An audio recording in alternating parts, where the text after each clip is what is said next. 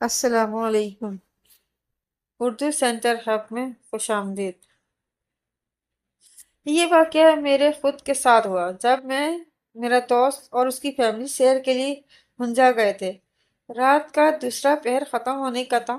ہم ناران سے 12-13 گھنٹے کا سفر کر کے علی آباد پہنچے، جو کہ ہنزا کا ایک پرسکون اور پہاڑوں سے گھرا ہوا علاقہ ہے۔ چونکہ ہنزا کے لوگ صرف دن میں کام کرتے ہیں اور وہاں سردی بھی انتہا کی ہوتی ہے، جس کی وجہ سے وہاں بہت سناٹا اور وحشت پھیلی ہوئی تھی، اور اسی وجہ سے ہمیں کمرہ تلاش کرنے میں کافی دشواری ہوئی۔ کافی پھرنے پر بھی ہمیں ہوٹل پسند نہیں آ رہا تھا۔ دیکھتے دیکھتے ہم ایک ہوٹل کے باہر پہنچے، لیکن سب سو چکے تھے۔ ہم نے اونچی آوازیں دی تو ایک لڑکا آیا اور ہمیں کمرہ دکھایا، جو ہمیں پسند بھی آ گئے۔ سامان رکھنے کے بعد ہم اپنے اپنے کمروں میں چلے گئے۔ مجھے ایسا محسوس ہوا جیسے مجھے کھڑکی سے کوئی دیکھ رہا ہے، لیکن جب میں نے باہر دیکھا تو وہاں ایسا کچھ بھی نہیں تھا۔ میں نے پردے ٹھیک کیے اور باہر کھڑا ہو گیا اور اپنے دوست کا انتظار کرنے لگا تاکہ ہم کھانا لانے جا سکیں، اور اسی دوران مجھے ایسا محسوس ہوا جیسے کوئی میرے بالکل پاس کھڑا ہے اور مجھے دیکھ رہا ہے۔ میں نے ادھر ادھر اچھی طرح دیکھا، لیکن کہیں بھی ایسا کچھ نہ تھا۔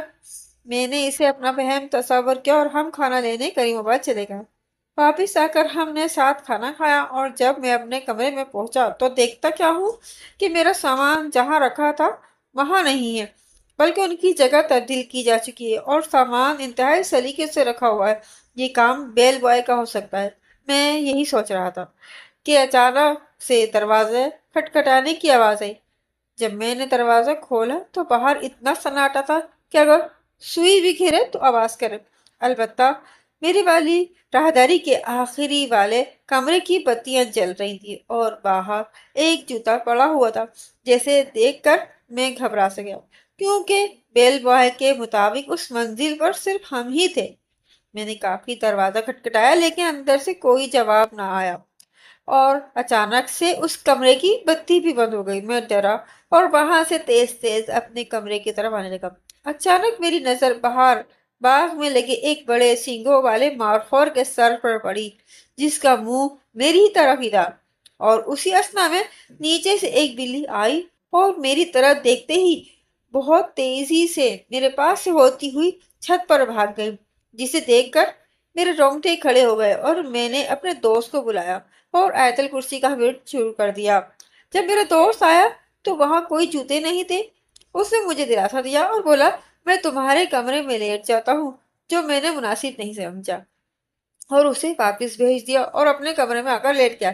میں اسی بارے میں سوچ رہا تھا کہ مجھے ایسا لگا جیسے کوئی میرے سر پر ہاتھ پھیر رہا ہے اور مجھے دبا رہا ہے۔ تھکاوٹ ہونے کی وجہ سے مجھے کافی سکون آیا، لیکن ڈر بھی اتنا انتہا کا لگ رہا تھا۔ جسے تیسے کرتے میں نے رات گزاری، اور صبح اٹھتے ہی بیل بوائے کو بلایا اور تفصیل سے پوچھا، جس پر اس نے بتایا کہ یہاں ایسا کچھ بھی نہیں ہے، یہ محض آپ کا وہم ہوگا۔ ہم یہاں کئی سال سے ہیں، ایسا کوئی واقعہ ہمارے ساتھ یا یہاں آنے والے کسی مہمان کے ساتھ نہیں ہوا۔ وہ ہمارے کمرے چھوڑ جانے کی وجہ سے ایسا کہہ رہا تھا، کیونکہ ان مہینوں میں سیاح بہت کم جاتے ہیں۔ اور جب میں نے سامان کا پوچھا تو اس نے بولا کہ یہ اسی کا کام ہے۔ تب میں نے اس کو اپنے کمرے میں جانے سے بالکل منع کر دیا، لیکن میں دروازہ کھٹکھٹانے اور بتیاں جلنے بجھنے کے والا معاملہ کیسے بھول سکتا ہوں؟ خیر، ہم نے دن گزارا، اور رات کو پھر سے میں اپنے کمرے میں گیا تو میرا سامان پھر سے سلیقے سے رکھا ہوا تھا، جس پر مجھے غصہ بھی آیا اور حیرانی بھی ہوئی کہ میرے منع کرنے کے باوجود بیل بوائے کمرے میں کیوں آیا۔ چونکہ رات ہو چکی تھی تو سوچا صبح پوچھوں گا۔ رات پھر کسی نے دروازہ کھٹکھٹایا۔ ڈرتے ہوئے جب میں نے دروازہ کھولا تو وہی سناٹا اور اسی کمرے کی بتیاں چل رہی تھیں، جسے دیکھ کر میری سانس بند ہونے کو آئی اور حلق بالکل خشک ہو گیا۔ میں نے جلدی سے دروازہ بند کیا، لیکن ایسا احساس ہوا کہ کوئی اندر آیا ہے۔ میں نے آیت الکرسی اور کل پڑھنے شروع کر دی اور بولا، تم جو بھی ہو چلے جاؤ یہاں سے۔ میں اسی ڈر سے لیٹ گیا اور سونے کی کوشش کرنے لگا، لیکن پھر گزشتہ رات کی طرح مجھے احساس ہوا کوئی میرے بالوں میں ہاتھ پھیر رہا ہے اور مجھے دبا رہا ہے۔ وہ رات میری آخری رات لگ رہی تھی۔ جب صبح ہوئی تو میں نے بیل بوائے کو بلایا اور تھوڑا غصہ کیا کہ میرے منع کرنے کے باوجود وہ میرے کمرے میں کیوں گیا۔ اس نے ٹال مٹول کرنے کی کوشش کی لیکن میں کافی بزید تھا۔